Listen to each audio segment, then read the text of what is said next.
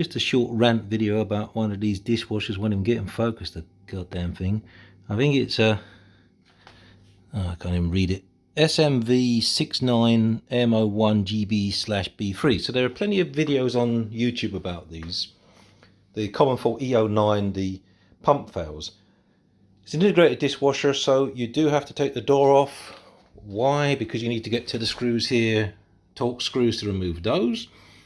Once you've got there, you can't access the part that's broken, so you have to get this stupid control panel out here. Now the thing is that first thing you have to do is unplug the goddamn plug there, otherwise it won't come out. Then you've got to tease this bit off here, which sits on top of here, whose only purpose it is to get that in the way, so you have to take the fucking hose out or whatever.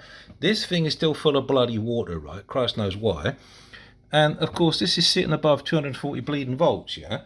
So everything about this is crap. Whereas the previous people that have done this, it was much easier to take it out, and Bosch made it easier. But I guess people have published videos on YouTube and they probably said, hey, we can design this more better so it makes it bloody harder to fix it here. So that's my rant over at the minute. Oh, yeah.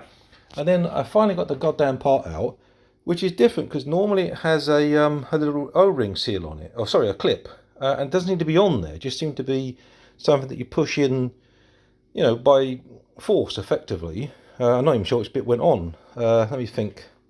Oh, God, I'm dropping it. Let me put it there. Let me have a look. Sorry, I'm ranting. I should think. I can't see the cables now. Why can I not see the cable things looking through the lens? Oh, there we are. Yeah, it was like that. So I guess that goes up into the tray and that pushes onto the bottom part. And somehow gravity holds it in here, and then the little grommet clip. Now, this one wasn't too bad to get out. That one was a bit weird. You had to push up that little clip in there, so that little lug there, so you could pull it out.